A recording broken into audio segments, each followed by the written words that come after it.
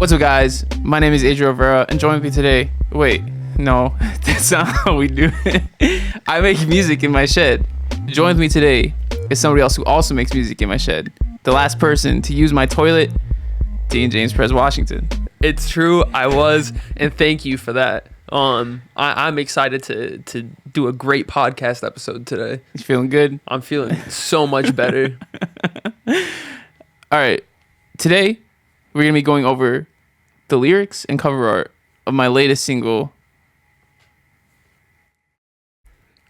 It's If Sexy Was Someone. If Sexy Were Someone. Exactly. I actually did name it If Sexy Was Someone, and then I realized that that's not proper grammar. I was like, I double checked with ChatGPT. I'm like, I'm like, this isn't right grammar, right? And it was like, yep, it's sexy word. It's like, okay, thanks ChatGPT. Lifesaver. We would have roasted you in the comments, bro. I know. I had to make sure I got it right. I also double checked on some other lyrics, but we could talk about it later, I guess. Anyway, do you want to listen to the song and get a recap of how it sounds like? Let's listen to the song and get a recap of how it sounds like. Sheesh. Let's do it.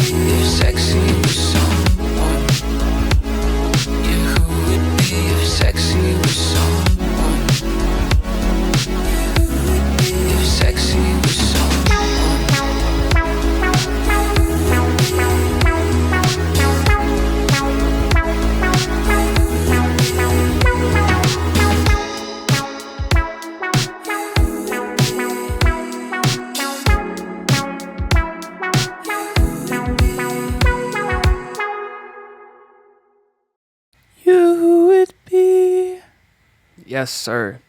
Yes, sir. You tell them. That's crazy. There's the song.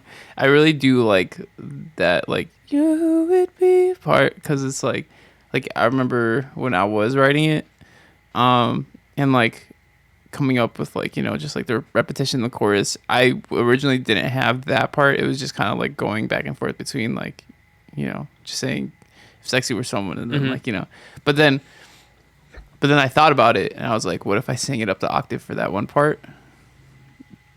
beautiful icing on the cake. Yep. Yeah, it definitely sounds good. Thank you. Yeah.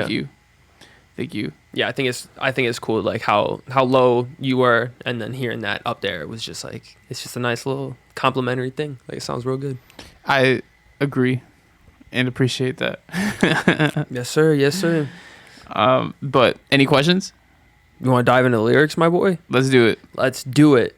So to start off, just talking about like the song overall, this seems to be a song that's like a bit more adult, or like one of like the most adult themed songs that you've released. Yeah.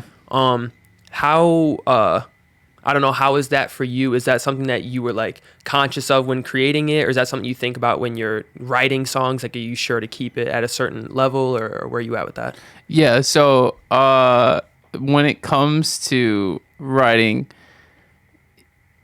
it's definitely more, I guess, taboo to write this style for me, because like, well, we started making music when we were young, and we've had this conversation before where it's like we really, I think, like, I mean, I'll talk for myself, like, you know, being back in high school, like just starting to release music, this is never something I would have written back then.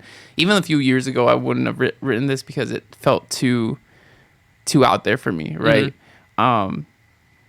Especially with like just growing up and the way that my family is, you know, we're not really, I mean, we joke around and all that stuff, you know, but like, and we're close, you know, but like there's certain subjects that we don't talk about that we, you know, I would talk about with like friends or something, you know. But as I've gotten older, like I'm 23 at this point, you know, like I'm an adult, and it's like I think there's a mutual understanding between me and like my family. I think it's the biggest thing is my family. Yeah. Like there's a mutual understanding between me and my immediate family that like, it's like I'm an adult, we're all adults, and like, you know, like me and my dad are like, you know, our relationship is good. Like we'll joke around sometimes and things like that, you know, and he understands that I'm an adult and things like that. And so it's like at this point, like I should be allowed to write what I want to write, and not that they ever stopped me from writing what I wanted to write, but it's just like I need to tell myself that it's okay for me to write this kind of stuff, because it's like what I want to write, you know, and like it's okay writing this. It's not like it's a bad thing to write this stuff. And in terms of like, but it does feel weird to make a song like this though, because it's like stepping out of my comfort zone as a writer. It's like, and it's also, you have to be good with the delivery of it, because it's like if you write it a certain way but the performance isn't there, it's like it's gonna sound cheesy. Yeah, you know, it's gonna sound, so it's like and also too, like you have to write the right stuff too, or else it can come off weird as well, you know what I'm saying? So it's like, it's like a fine balance of like, especially with this kind of subject, it's like there's a fine line you gotta walk. But yeah, it's like, it is weird, but it's also fun, and I think it's like it's growth, like, you know, it's music that people haven't heard from me before, right? You know, and I think it's always fun to give people new music that they haven't heard from me before. So yeah. I mean, I totally hear that, man. Thank you. Or what do you mean? Like I see what you're saying, and that like you feel as though like at certain times this was like out of your comfort zone and like you couldn't get there, but as you just progress with your artistry and stuff, like certain things, I don't know, I guess like you kind of just like unlock that topic, and it's like, all right, well, you know, I'm here now, like now I'm cool to talk about this, especially when like I feel like in this song specifically, like you talked in such a like tasteful, eloquent way, you know what I'm saying? That I think it just really works. Thank you. And there's like certain there are like some words that I swapped out. Like there's, you know, I've rewritten some things to make it more tasteful, you know, less direct. Care to share? Yeah, so one of the lyrics, instead of saying "you love when I play with your hair," It was like I love it to follow in the scheme. I love it, and then when you touch me there. Gotcha. But I felt like it was too direct. It was too like raunchy. Like it's like there's like there's like yeah, obviously it's implication, of like stuff, but it's too direct though. Of like it didn't sound right for me. Right. And so play with your hair. There was like pull your hair. There's like all sorts of other things that I could have like went with. That's what I thought you were about to say. Yeah, but play with your hair, I felt like is like more eloquent, like you said. It's less direct, less like there's more playfulness to it. Like, yeah. So, so I felt like it was a better choice of word to use, better choice of writing. But sure. Yeah. And that's the thing. It's like I want this to be a seduction song. I didn't want it to be so like direct and upfront. But yeah, I think it turned out all right. Yeah. I want to flip the question on you though, because I know in some of your writing, especially like FWB, I felt like was the most, I guess, out there in terms of like this kind of topic for your writing. Mm-hmm. Like how do you feel about writing this kind of stuff? Do you write this stuff? Do you have stuff in the vault right now that's like this that you just have not shared yet? I don't have stuff that's like this. But like stuff that that like I feel that way about. For sure. One of the songs is actually coming out in November, and I remember when I made it, I was just it feels so weird because I used the F word in like the sexual sense, and that is like so different from like we spent the night together, or I don't know, any other like euphemism you could use, you know what I mean? Like, that was like, it was like aggressive and abrasive, but it fits in, like it makes sense for the song and where the song went and everything. And I had to realize like, like I'm a 23-year-old and like this, like it's the way that I talk, and like, so I'm just gonna put it in the song, and that's what it is. Yeah. And I think one thing, specifically like, about just still being small and everything, living with my family, it makes things like that like a little weird, because we are still like so close and in each other's lives like that. I'm sure when I don't live here or whatever, like I'm probably not gonna think about it as much. And that's true. You make a good point with that too. I didn't really think about that part of it, but like still living at home, definitely like, my little brother's here. It's like, you know what I'm saying? I gotta be a role model for him. And I mean, even like when I'm downstairs, like writing something or recording something, I'm like, I'm yelling some crazy stuff right now. Like, it sounds Flip wild. you over, turn your eggs into a scramble. You know what I'm saying? Like crazy stuff. Collegiate was one of your first that were like that. Yeah, that was crazy. I'm not gonna, like, I don't regret doing that. But like, I don't know what kind of mental state I was in to be able to get that out. But bro was in heat. Yeah, like I must have really been feeling myself that day. You know what I'm saying? Right. Yeah. You had a good PR that day at the gym. I must have, dude. But yeah. As you grow with it, it's cool to be able to like explore these things and then also explore them in new and different ways. Right. Yeah. And it's also too like, it's because it's not just like the fact that it's me writing it, but it's like the fact that it's gonna be a song for my audience. It's like how is it like, not that I felt like there would be any negativeness towards this song, but it's like obviously certain people will come for certain things, like there's certain songs that people prefer over others, and so never having done a song like this, you don't know how people are going to react to it. Yeah, it is like, I don't want to say embarrassing, but it is weird, I guess. You get self-conscious putting yourself out there like this. You know what I'm saying? Yeah, for sure. The audience thing that's a great point. Because I also feel like, I made a lot of like my earlier music was like very like talking about like come up, grind heavy. Like I still do that for sure. But like as I've mixed in like more and different stuff, I sometimes I question like, are people really going to connect with this? Are the people that have connected with my previous stuff going to connect with this? Is anybody gonna find it cringe that I'm talking about this? Yeah. Right. Yeah. I think about the people, like I think about people that I'll lose, but then I also think about the people that I'll gain, So yeah, that's definitely part of that decision as well. Yeah, for sure. Man. Good old songwriting, dude. Good old songwriting. And then so with this, I actually had a question because I'm assuming, this is about a specific person. Yes. Yeah.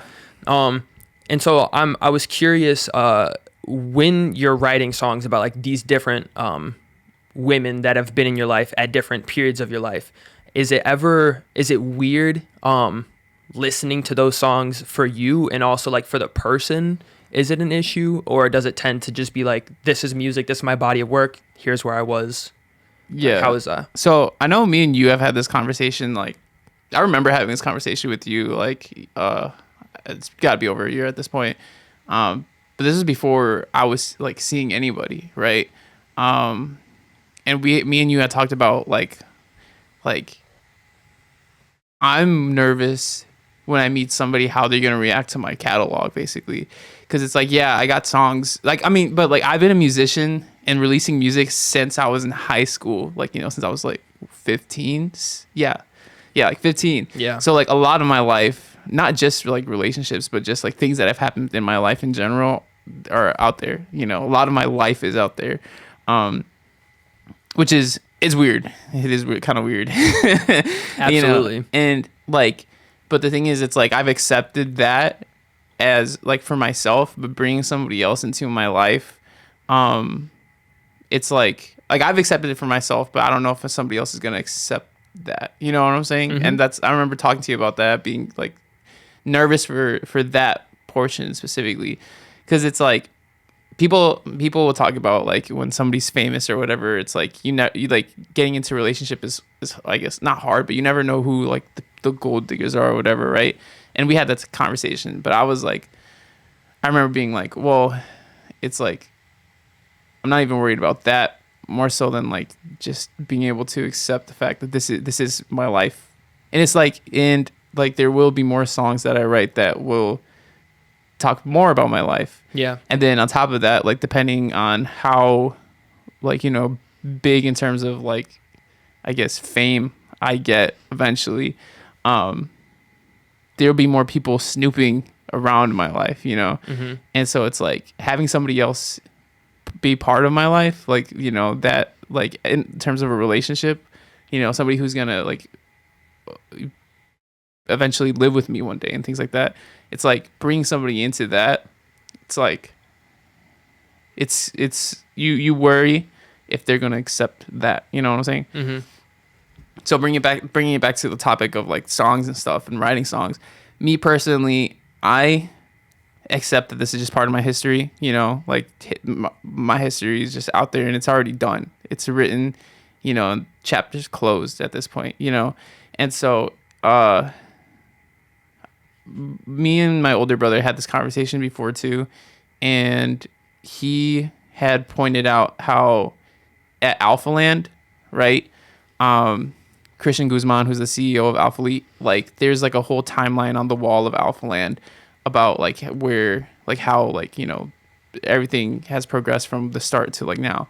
And on that timeline, there's Christian Guzman's like ex-girlfriend on there, because she was a part of his life at one point. Yeah. And now she's not. And he's like with somebody else. And like, that relationship is strong, I guess. I mean, this is just assuming. Yeah. Yeah. But like, but it's still up in Alpha Land, and not because it's like anything Christian wants to like,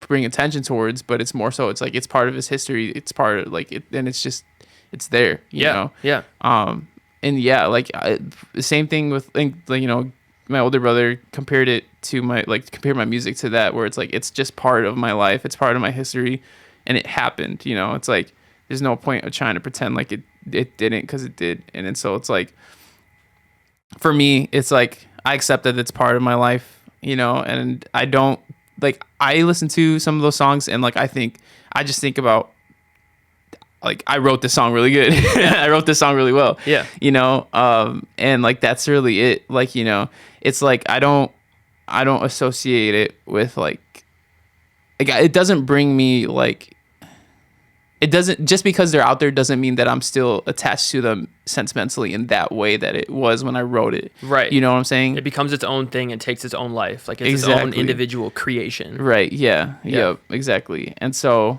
yeah, I mean, that's how I think of it. And like, I've had this conversation before with my girlfriend and we talked about it before, you know, and she understands, you know, she understands. And like, you know, I mean, as far as I know, I think, you know, she accepts me for it. Yeah. Yeah. And, which is good. That's all you can ask for. Exactly. Right. Yeah. So yeah. Yeah.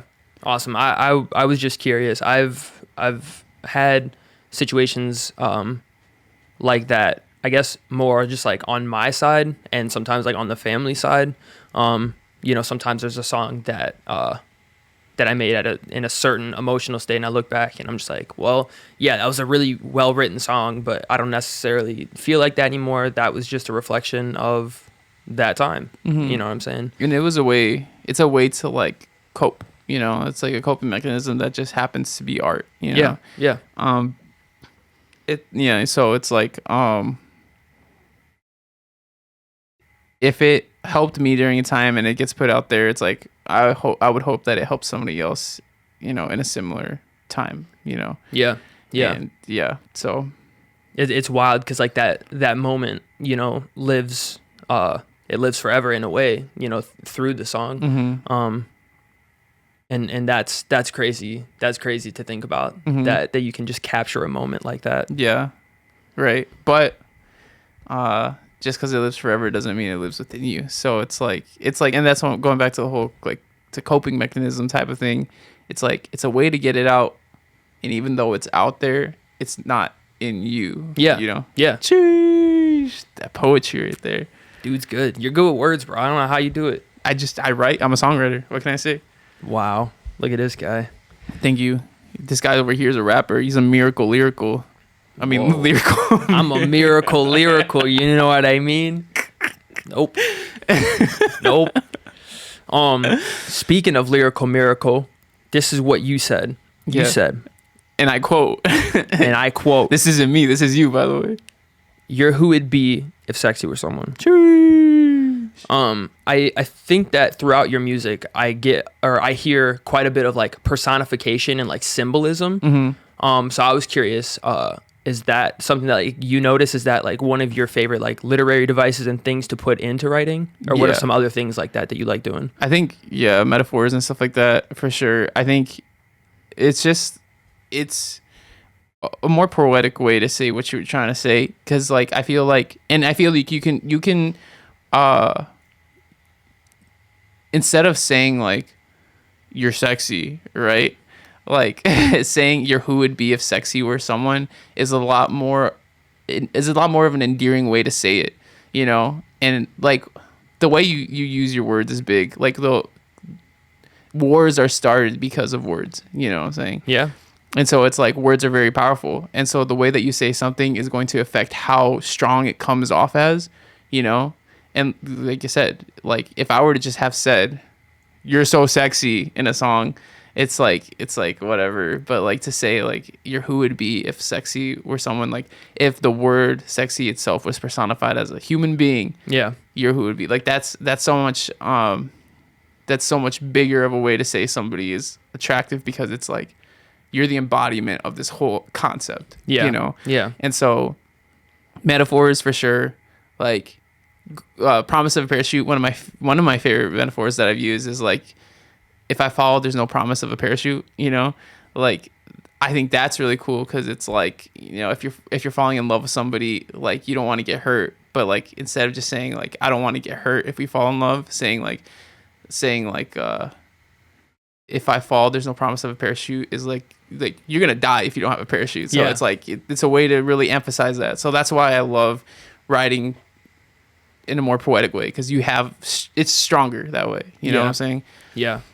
But yeah, I think especially, and then when you write stuff that is that strong and like impactful, then it helps people to remember it because it sticks out, and it was something out of the ordinary that they heard rather than just Right. hearing my girlfriend's sexy for the 100th time. You know what I mean? Like Yeah. people say that all the time. Yeah. But yeah, just a nice way to say it. All right. Man, there was something else I was about to say and I forgot it. Damn. I hate when that happens. I know, for real. Brain farts. Yeah, it's gone. It's gone. It's gone. I have one more question for you. Yeah. With this song, it sounds like you have a well balanced relationship, social, work life, and everything. Any tips for that, bro? Any tips for that to keep the let's see. I don't know how to word it. Yes. Yeah. There you go. Yeah. Tips, like, in general, just like how to keep a work-life balance. I guess specifically within music and within what you do with the entrepreneurial lifestyle that you live. Honestly, like, I think, like, there's only so much balance you can have, quote unquote. I think, like, we kind of lock in on certain aspects at certain moments throughout our lives. So it's like one moment we might be locked in on like work and like, okay, we got to really get this project done, or we got to really, like, make all this content or whatever. But then, like, months down the line, you could be locked in on like, all right, I'm going to chill out, spend time, with my friends and stuff, my garden, you know what I'm saying? Like, things like that. It's like, I think, like, as much as I would love it to, like, always be super efficient and productive, I think like you're gonna be productive in only certain areas at certain points because you can only do so much, right? Mm-hmm. Like, over the summer for me, it was a lot of like gardening and just like spending time with like my girlfriend and stuff. And I did do, like, it's not like I don't do any work because I did get work done, but I definitely know that earlier this year I was doing more for my music, and like I was more locked in on that earlier. Mm-hmm. And like, I wouldn't say I have the best balance. Like I said, I don't feel like there really is much of like an equilibrium you can get to. But like, I try to like schedule myself out and stuff like that, Yeah. What about you? I am with you. I wonder if that is like a general thing that a lot of people have, or a more like creative focused thing, but the way that you were talking about how it feels more like sectioned and like there's periods of time for certain things. I think that like daily balance doesn't really exist that much for me. Like, I tend to be like work day or play day, or yeah, I think for the most part it works something like that, or like Right. I'll have a specific goal like for the day. Yeah. But over the long run, those days balance out. And I think like that's where I find my balance, rather than trying to find like certain time in each day or even each week, like realizing like, okay, this is a week where I'm about to work a lot, right? Right. But then next week, I have a lot of social things that I'm gonna do. And so I think, yeah, and it's all about finding like whatever that balance is for you. You know what I'm saying? Yeah. And then also I think what's super important is like the mental aspect of it, and not just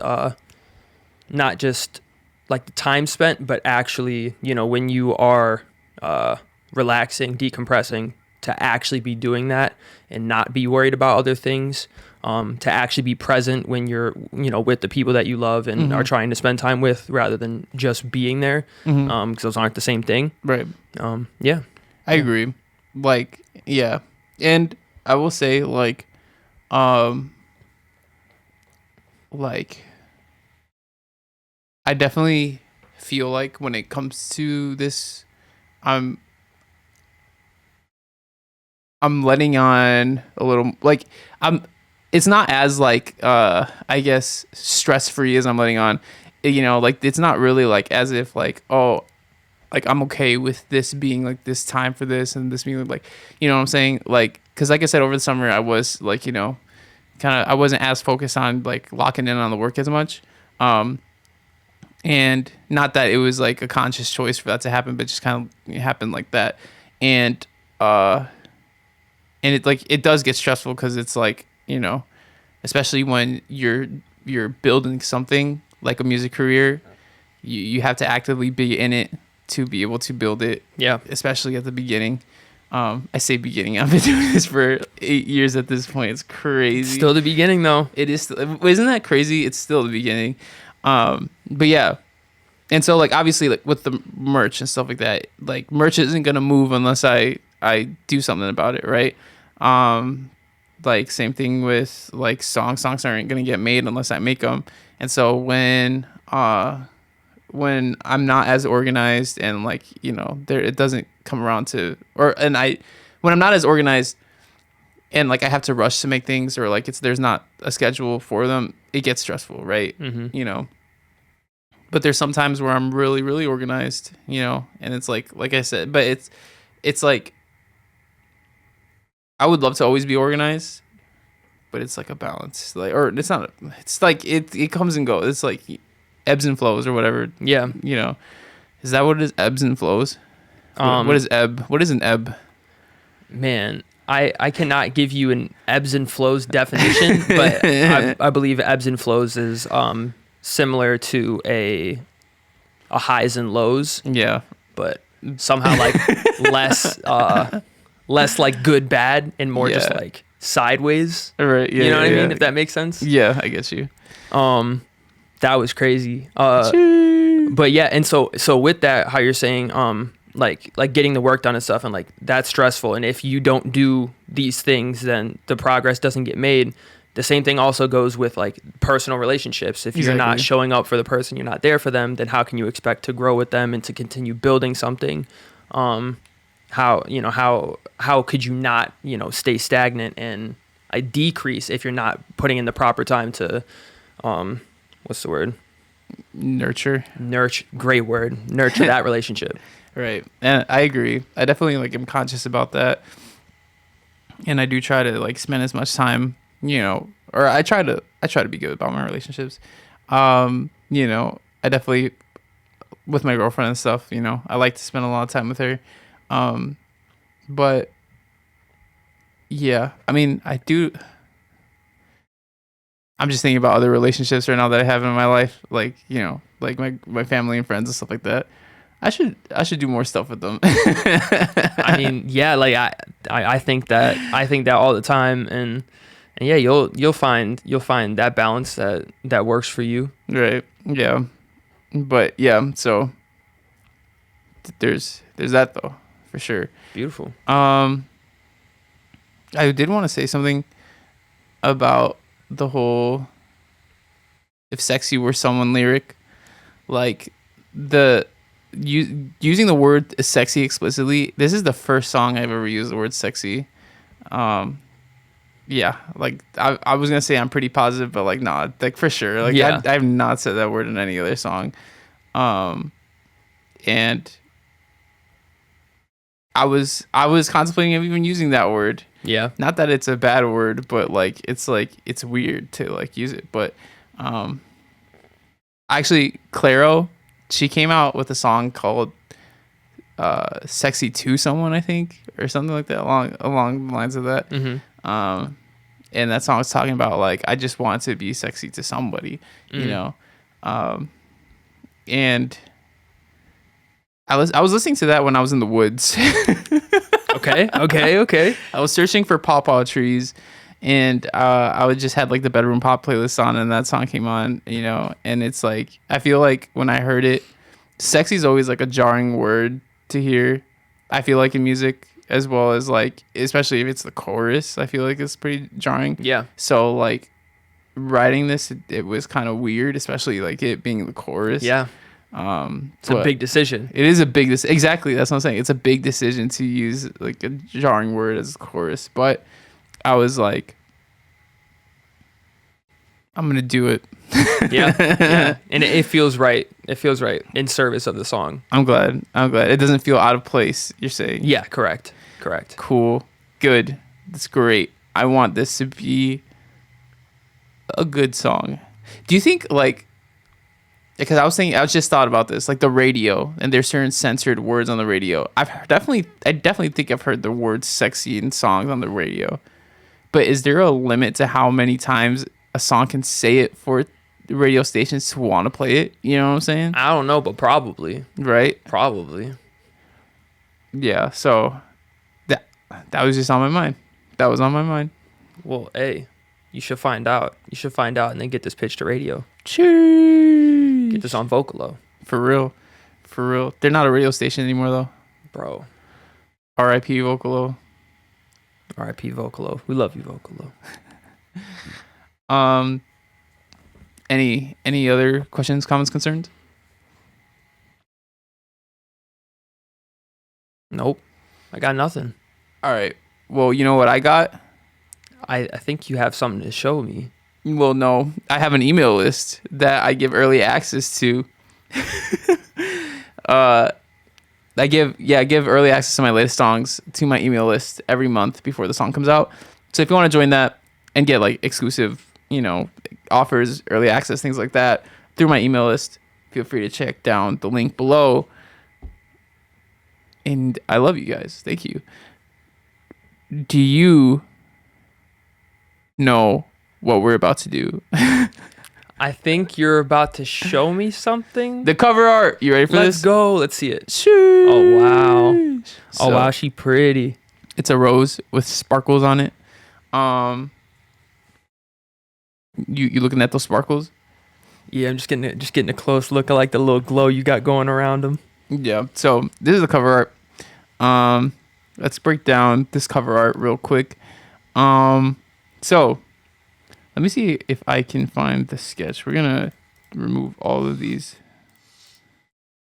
Boom. Okay. So this is the sketch. Originally on the sketch, I had like lightning bolts kind of going around, like for electricity. Cause like in the song, I say like, it's like your body's a stun gun, your tongue's electricity, right? So it's like the spark, right? I'm talking about the spark. And I wanted that to be represented with like lightning and the sparkles. But I didn't really like how the lightning was looking. I couldn't really fit it anywhere that I liked. So I ended up just doing the sparkles to show that. And yeah, I drew a rose because romance and stuff. This is one of the few cover arts one of the very few cover arts where I don't draw myself. And honestly, biggest reason is like I needed to do something fast because it had a fast turnaround. So rose was like just easy to do.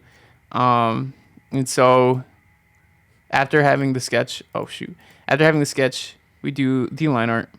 Where is this line art at? That's not it. That's it. And so clean it up with some good line art. Fill in the color. Boom. So color blocking.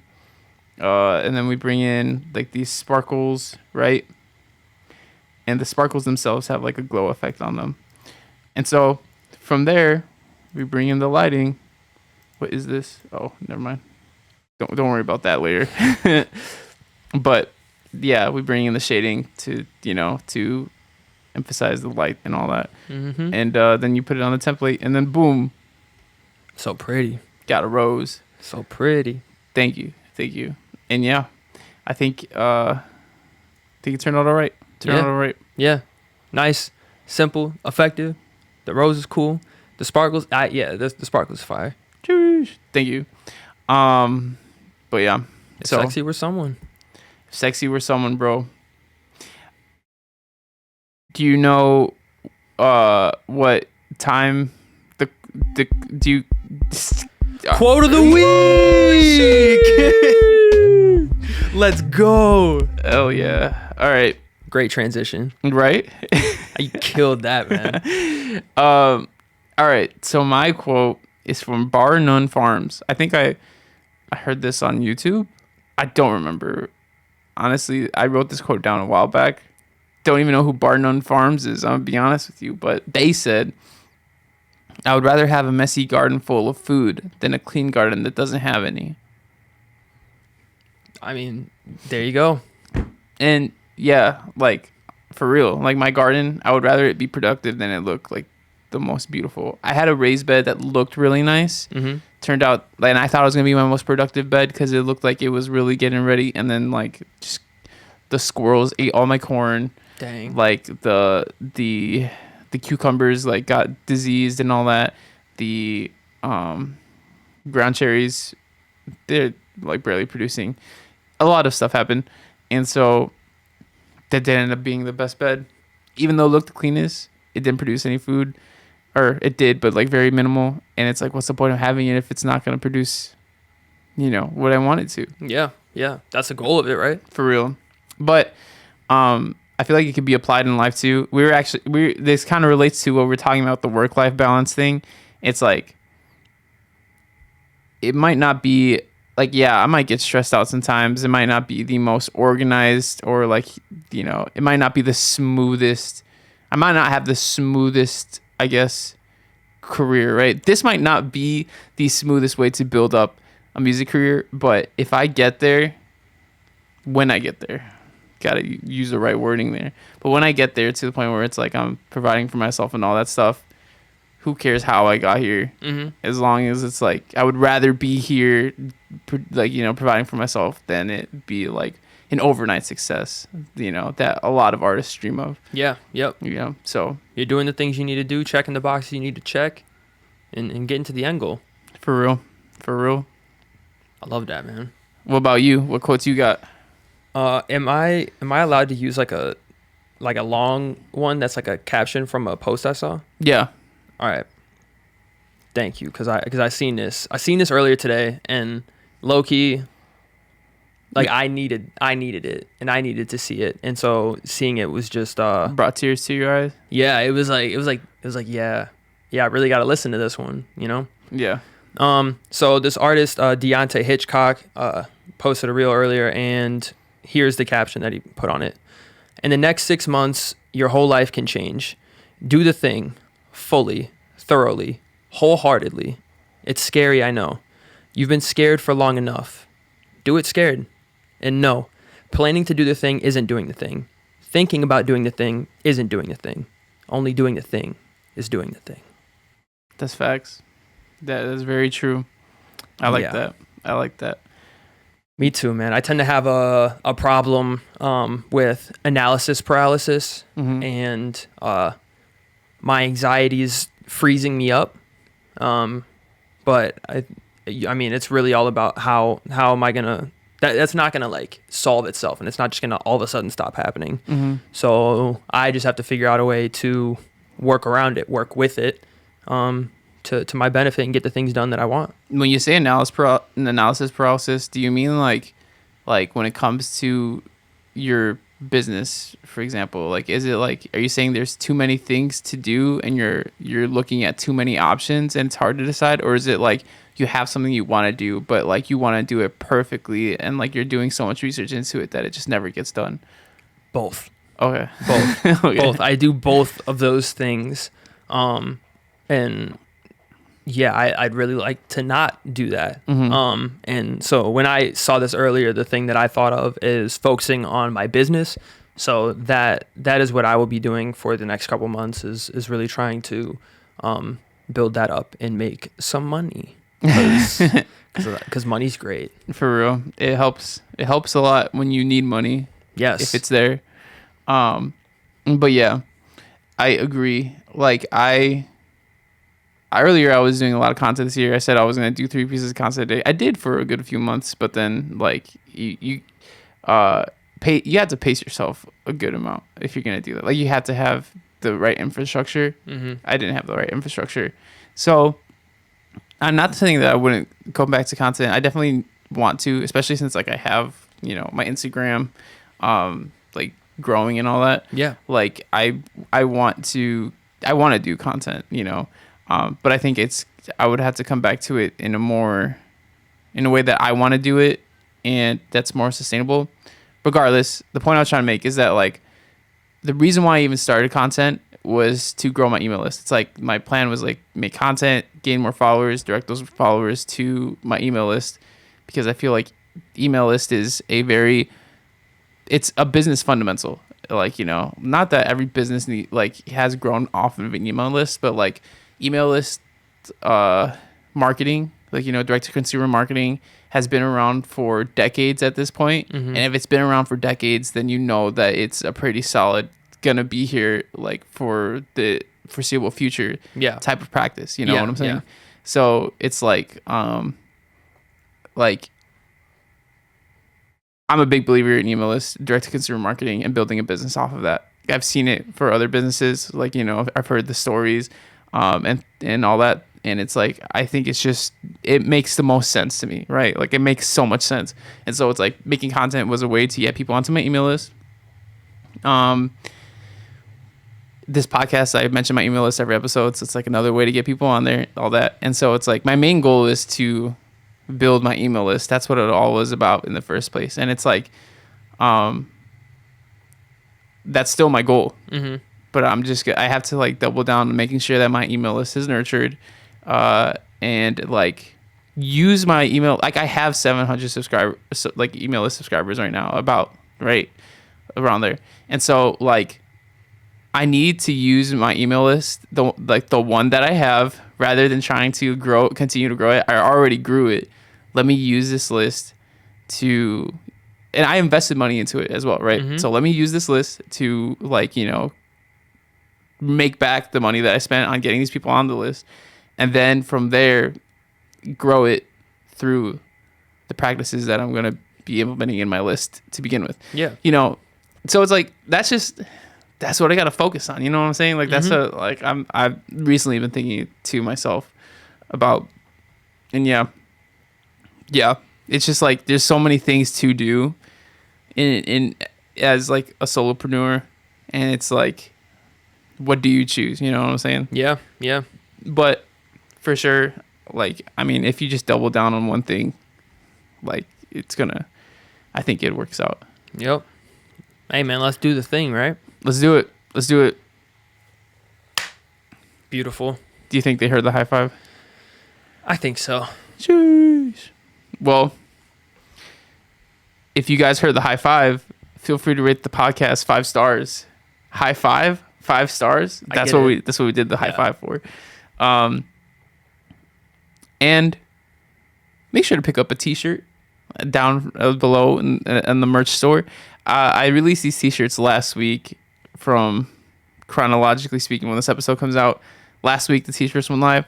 Don't know how the sale went, but if there's still some available, you guys can check them out. And if not, we got next year for new Every 25th t-shirts, but limited quantity for these. Sheesh. All right. Yes, sir. So this has been Pres. James, the fifth. Yep. And Adriel Rivera. And we make music in his whose